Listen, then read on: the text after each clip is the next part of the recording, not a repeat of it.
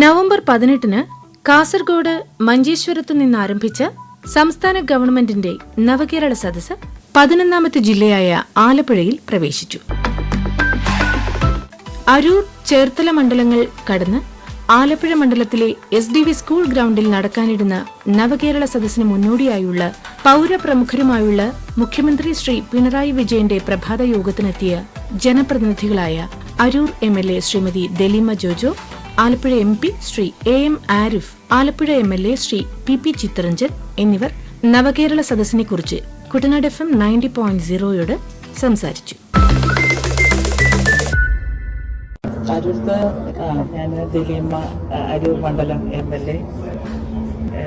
തന്റെ മണ്ഡലത്തിലെ വികസന പ്രവർത്തനങ്ങൾ അതിവേഗം പുരോഗമിക്കുന്നതായും കൃഷി, ആരോഗ്യം തുടങ്ങിയ മേഖലകളിലെ ആവശ്യങ്ങളെക്കുറിച്ചുമെല്ലാം ശ്രീമതി ദലീമ ജോജോ പറഞ്ഞു. അരൂര് ഗംഭീരമായിട്ട് കഴിഞ്ഞു. സീറ്റുകളെല്ലാം ഫുള്ള് അത് കഴിഞ്ഞിട്ടും നമ്മള് ഒരു 10,000 സീറ്റുകളാണ് നമ്മൾ ഇട്ടിരുന്നത്. പക്ഷെ അതിനപ്പുറം ജനം ഭയങ്കരമായിരുന്നു. ജനത്തിന്റെ ഒഴുക്കായിരുന്നു. അപേക്ഷകൾ ഏറ്റവും കൂടുതൽ അപേക്ഷ കിട്ടിയെന്നാണ് പറയുന്നത്. അവിടെ ഞാൻ ആ അപേക്ഷയുടെ ഡീറ്റെയിൽസ് ഇന്നിപ്പം എടുക്കുന്നതേ ഉള്ളൂ. ബാക്കിയെല്ലാം ഗംഭീരമായിട്ട് നടന്നു. ഒന്നിനൊരു പാളിച്ചയില്ല. ഇപ്പോൾ അരൂർ മണ്ഡലത്തിന്റെ പ്രത്യേകത എന്ന് പറഞ്ഞാൽ ജനങ്ങളെല്ലാം വളരെയധികം വിശ്വസിക്കുന്നു നമ്മുടെ ഗവൺമെന്റിനെ.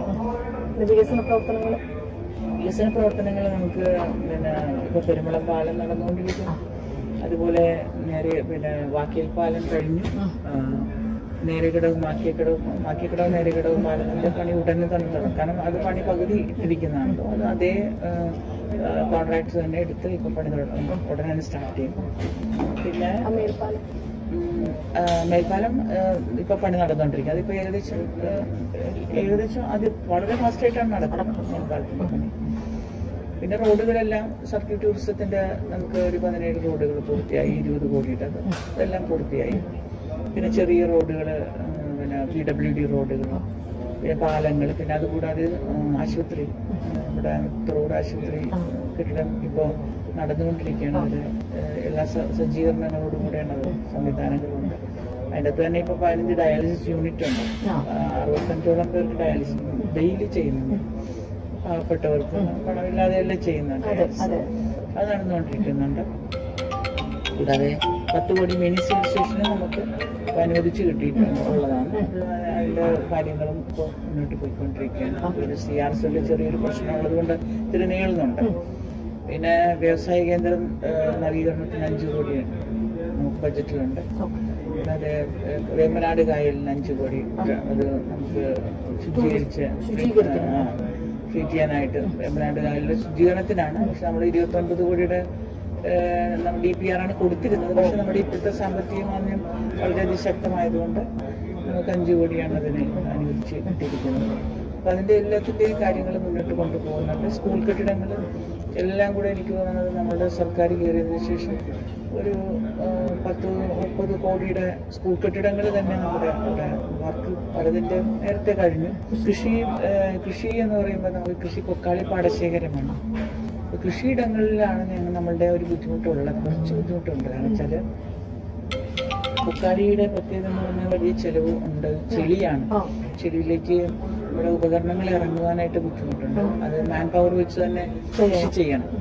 മാൻ പവർ വെച്ച് കൃഷി ചെയ്യുമ്പോഴുള്ള പ്രത്യേകത എന്ന് പറഞ്ഞാൽ ഇന്ന് പണ്ടത്തെ കൂലിയല്ല, വലിയ കൂലി കൊടുക്കും. അപ്പൊ ഇത് 6 മാസം നെല്ലും 6 മാസം മത്സ്യം എന്നുള്ളതാണ് നമ്മുടെ കൃഷിയെ ചിന്തിക്കുന്നത്. പക്ഷെ നെല്ലില് നമ്മൾ ചിന്തിക്കുന്ന അത്രയും അങ്ങോട്ട് നമുക്ക് കൃഷി ചെയ്യുവാൻ പറ്റാത്ത അവസ്ഥ ഉണ്ടാകുന്നുണ്ട്. അതൊരു കാരണം ഇത്രയും പൈസ കൊടുത്ത് ഒരു തൊഴിലാളികളെ നടത്തിക്കൊണ്ട് പണി ചെയ്യുന്ന നമുക്ക് അത്രയും അതിന് വരുമാനം ബെനിഫിറ്റ് അധികം ബദല് എന്ന് പറഞ്ഞാൽ കൃഷി നമ്മുടെ പാടത്ത് തന്നെ ചെയ്യണമെന്നുള്ളതാണ്. നമ്മുടെ കൃഷിയിടത്ത് തന്നെ കൃഷി ചെയ്യണമെന്നാണ്. പക്ഷെ ഇതിന് മുന്നോട്ട് വരുന്നവർ പോലും അത് കൊയ്യാൻ ആളില്ലാതെ വരും. കൃഷി ചെയ്ത് കഴിഞ്ഞിട്ട് കൊയ്യാനുള്ള ആളിൻ്റെ ബുദ്ധിമുട്ടും ഉണ്ടാകുന്നുണ്ട്. അപ്പം അതുകൊണ്ട് തന്നെ പലരും അതിൽ മുന്നോട്ട് താഴി വരുന്നില്ല. പാടശേഖരങ്ങൾ എന്ന് പറഞ്ഞാൽ ധാരാളം പാടശേഖരങ്ങളാൽ ചുറ്റപ്പെട്ടത് തന്നെയാണല്ലോ നമ്മുടെ. ആ ഒരു പണ്ടത്തെ അവസ്ഥയിലേക്ക് നമുക്ക് കൃഷിയിൽ മടങ്ങാൻ പറ്റുന്നില്ല. ഈ നെല്ലുത്പാദന രംഗത്ത് മറ്റു കൃഷികളെല്ലാം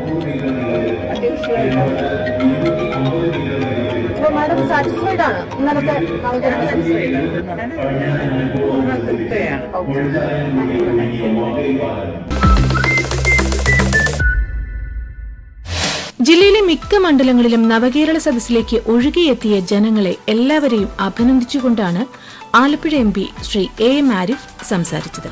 അദ്ദേഹത്തിന്റെ വാക്കുകളിലേക്ക്. നമസ്കാരം, ഞാൻ A.M. ആരിഫ്, ആലപ്പുഴ MP ആണ്. ജനങ്ങളോട് പറയാനുള്ളത് നേരിട്ട് പറയാനും ജനങ്ങളെ കേൾക്കാനുമായുള്ള ഒരു വലിയ ജനകീയമായ ഇടപെടലാണ് കേരള മന്ത്രിസഭ ബഹുമാനപ്പെട്ട മുഖ്യമന്ത്രിയുടെ നേതൃത്വത്തിൽ ഇന്ന് കേരളത്തിലുടനീളം നടത്തിവരുന്ന നവകേരള സദസ്. ഇന്ത്യയുടെ ചരിത്രത്തിൽ ആദ്യമായിട്ടാണ് ഒരു മന്ത്രിസഭ ജനങ്ങളോട് പറയാനും ജനങ്ങളെ കേൾക്കാനുമുള്ള ഇത്തരമൊരു ബഹുജന സമ്പർക്ക പരിപാടിയുമായി വന്നിട്ടുള്ളത്. ഈ പരിപാടി ആലപ്പുഴ ജില്ലയിലേക്ക് കടന്നിരിക്കുകയാണ്. ഇന്നലെ അരൂരിൽ ചേർത്തലയിലുമായി 10,000-കണക്കിന് ജനങ്ങൾ ഒഴുകിയെത്തിയ സദസ്സിലേക്ക് മാത്രമല്ല വഴിയോരങ്ങളിലും വരവേൽക്കാനുള്ള വലിയ ജനാവലിയാണ് കാണാൻ കഴിഞ്ഞത്. അക്ഷരാർത്ഥത്തിൽ ഒരു വലിയ ജനകീയ മുന്നേറ്റമായി നവകേരള സദസ്സ് മാറിക്കഴിഞ്ഞിരിക്കുകയാണ്.